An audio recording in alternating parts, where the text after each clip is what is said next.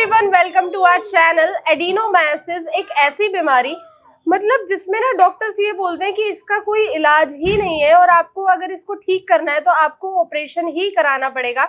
और फिर भी कोई गारंटी नहीं है कि आपकी बीमारी हमेशा के लिए जड़ से ठीक होगी या नहीं होगी। और इसमें ना मतलब पेशेंट को ऐसे बहुत सारे सिम्टम्स आते हैं जिससे वो काफ़ी ज़्यादा परेशान हो जाते हैं।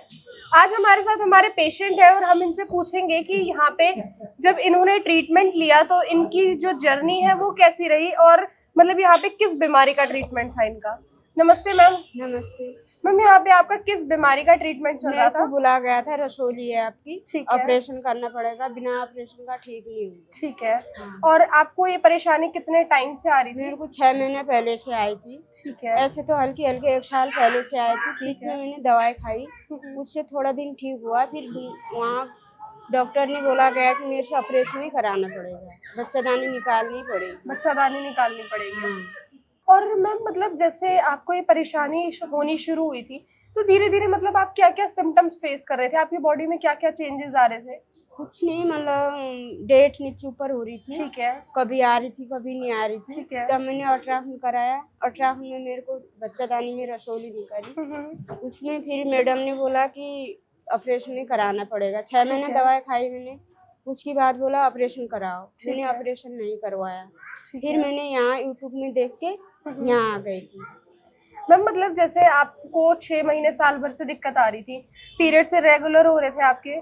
नहीं हो रहे थे, मतलब जैसे आप बोल रहे ऊपर हो हो रहे थे। हाँ, तो वो इरेगुलर हो रहे थे, मतलब कि कभी आ रहे थे कभी नहीं आ रहे थे। ठीक है। और पेट में दर्द रहता था आपके? पेट में दर्द रहता था, चिड़चिड़ापन होता था। ठीक है। और मतलब जैसे मैम जो आपको ब्लीडिंग होती थी वो बहुत ज्यादा हैवी होती थी? बहुत ज्यादा हैवी होती थी। मतलब और जैसे आपको कितने टाइम तक मतलब ब्लीडिंग कंटिन्यू होती रहती थी? हाँ, 3 दिन 4 दिन लगातार। और ब्लीडिंग बहुत ज्यादा हैवी रहती बहुत थी? ज्यादा होती। ठीक है। और जैसे आपको 6 महीने साल भर से प्रॉब्लम आ रही थी तो जब आपने डॉक्टर्स के पास विजिट करना शुरू किया तो वो आपको क्या दवाई देते थे? मतलब उनसे आपको क्या क्या इफेक्ट्स आते कुछ थे? दवा नहीं दी मेरे को, खाली 21 दिन की दवाई गोलियां देती थी। उसको खा के मतलब पीरियड सही आते थे। ठीक है। फिर जैसे छोड़ दो तो फिर वो आलू। हाँ जी, तो मतलब आप उन्होंने आपको 21 डेज की कॉन्ट्रासेप्टिव पिल्स दी थी। हाँ।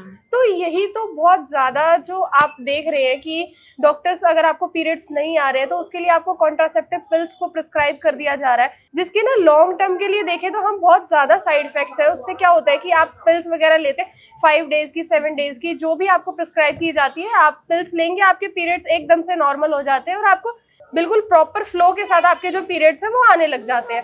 पर जैसे ही आप पिल्स छोड़ते हैं तो आपको ना उसके साइड इफेक्ट्स दिखने शुरू हो जाते हैं। जनरली हम बहुत सारे साइड इफेक्ट्स देखते हैं, जैसे वेट गेन हो जाता है या किसी के जो पीरियड्स का फ्लो था वो एकदम से रुक जाता है या ब्लीडिंग बहुत ज्यादा हैवी होने लगती है।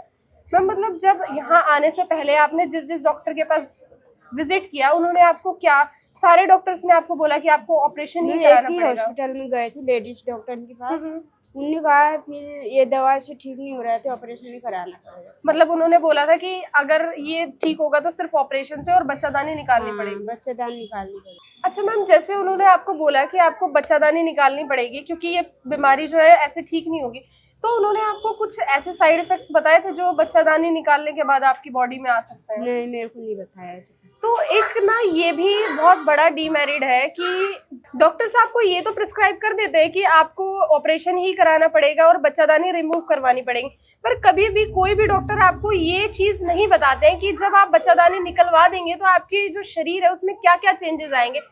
बच्चादानी जो रहती है वो हमारी बॉडी का सपोर्ट रहती है। फीमेल बॉडी में एक सबसे बड़ा सपोर्ट का जो काम करती है वो आपका यूट्रस करता है, और जब आप यूट्रस को रिमूव करवा देते हैं तो आपको ना लाइफ टाइम के लिए बैक पेन जैसी समस्याएं आने लगती है। मतलब आपका कमर का दर्द हमेशा के लिए इतना ज्यादा हो जाएगा कि आपका कभी भी कमर का दर्द ठीक नहीं होगा। 1 महीने की दवाई में आपको कितना % रिलीफ है? बहुत रिलीफ है मैम मतलब परसेंटेज में कितना होगा? परसेंटेज में आप मैडम ने अभी बताया मेरे को, मतलब हल्की सी सूजन है, ज्यादा नहीं है। ठीक है। मतलब अगर हम कहें तो आपको 80-90% रिलीफ है। 80-90% आपको रिलीफ है। ये मैम की रिपोर्ट्स हैं, हम यहाँ पे अटैच भी कर देंगे। ये मैम की जो रिपोर्ट्स हैं वो अब एडिनोमायोसिस से क्लियर आ चुकी है। बस इनकी जो रिपोर्ट्स है उसमें हल्की सी बल्कीनेस आई है और हल्की सी सूजन है, बस। बाकी हम रिपोर्ट्स यहाँ पे अटैच कर देंगे, आप लोग देख सकते हैं। और मतलब मैम यहाँ पे आपकी 1 महीने की दवाई कितने की आती थी? इससे पहले तो मुझे 5,000 की दवा लेके गई ठीक है, थी, अब 3,500। 3,500 की। तो मतलब मैम आपको यहाँ का ट्रीटमेंट महँगा लगा?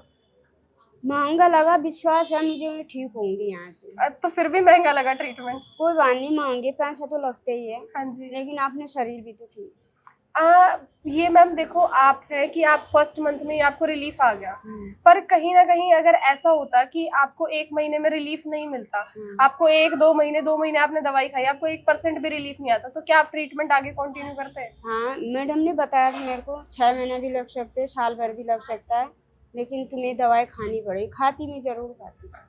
तो हम ना आप लोगों को यही समझाने की बहुत ज़्यादा कोशिश करते हैं कि सबकी बॉडी एक जैसी नहीं होती है, हर इंसान की बॉडी का जो रिस्पॉन्स होता है वो बहुत ज़्यादा डिफरेंट होता है। अगर आप मेडिसिन लेते हैं और आपको 1 से 2 महीने में कोई रिजल्ट नहीं आता, तो भी आपको मेडिसिन आगे कंटिन्यू करनी चाहिए, क्योंकि कभी कभार क्या होता है कि आप 1-2 महीने तक दवाई लेते हैं पर आपको 1% भी रिलीफ नहीं आता, और एकदम से जो 3rd मंथ होता है उसमें आपको बिल्कुल ड्रास्टिक चेंजेस दिखने शुरू हो जाते हैं। तो हम हमेशा यही कहते हैं कि आप बाहर जब भी मेडिसिन लेते हैं, हर इंसान जब भी कहीं पे दवाई लेने जाता है तो 4 से 5 हज़ार की उसकी नॉर्मल मेडिसिन आती है, और उसमें आपको पता नहीं होता कि आपको कितना टाइम लगेगा ठीक होने में। और अगर यहाँ पे आप मेडिसिन ले रहे हैं और आपको धीरे धीरे रिलीफ आ रहा है, तो उस हिसाब से वो आपको महंगा नहीं लगना चाहिए। हम हमेशा कहते हैं महंगे और सस्ते की परिभाषा हर इंसान के लिए डिफरेंट होती है। मैम, आपने मैम के बारे में आपको कैसे पता चला? मुझे यूट्यूब से देखा है मैंने। यूट्यूब से देखा है, और यूट्यूब से देखने के बाद आपने यहाँ पे कांटेक्ट किया, और फिर आपने ओपीडी में विजिट किया या आपने ऑनलाइन मेडिसिन ली थी? नहीं, मैं ओपीडी में आई थी। ओपीडी में आए थे, ठीक है। और मतलब जब आप यहाँ पे विजिट किया, आपने डॉक्टर उपासना मैम से मिले थे या उनकी टीम के डॉक्टर मैंने से? उनकी टीम के पास ही आई थी, वो नहीं मिले मुझे। ठीक है। और मतलब मैम आपके साथ ऐसा तो कुछ नहीं हुआ कि आप जैसे टीम के डॉक्टर से मिले तो आपको अंदर से सेटिस्फेक्शन नहीं आया, आपको अच्छा इलाज नहीं मिला? नहीं, ऐसा कोई नहीं, डॉक्टर तो ये भी डॉक्टर है, विश्वास है अपना पूरा। हम ना यही चीज आपको बताने की कोशिश करते हैं कि जो भी यहाँ पे डॉक्टर्स बैठे हैं वो उपासना मैम की टीम के ही डॉक्टर्स हैं, और उनको ना प्रॉपरली मैम ने ट्रेन करके ही ओपीडी में बिठाया। अगर उन्होंने अपनी जगह यहाँ पे किसी और को बिठाया तो कहीं ना कहीं उन्होंने उनको प्रॉपर ट्रेनिंग प्रोवाइड की होगी, क्योंकि ऐसे ही कोई भी डॉक्टर अपनी जगह किसी को नहीं बिठाता है। तो अगर आप भी ट्रीटमेंट लेने आ रहे हो और आपको डॉक्टर उपासना मैम नहीं मिल रहे हैं तो आप घबराइए मत। मैम की टीम के डॉक्टर्स यहाँ पे आपको 7 डेज, हमारा जो हॉस्पिटल है वो ओपन रहता है और 7 डेज ही वो अवेलेबल रहते हैं। अगर आप किसी भी बीमारी का इलाज करवाना चाहते हैं तो आप यहाँ पे विजिट कर सकते हैं। एक लास्ट क्वेश्चन मैम, कि आपका एक्सपीरियंस यहाँ पे कैसा रहा? ठीक है, अच्छा रहा? अच्छा लगा मुझे तो, अच्छा लगा। सबको यहीं आना चाहिए, आयुर्वेदिक अपनाना चाहिए। Thank you so much ma'am इतने अच्छे रिव्यू के लिए।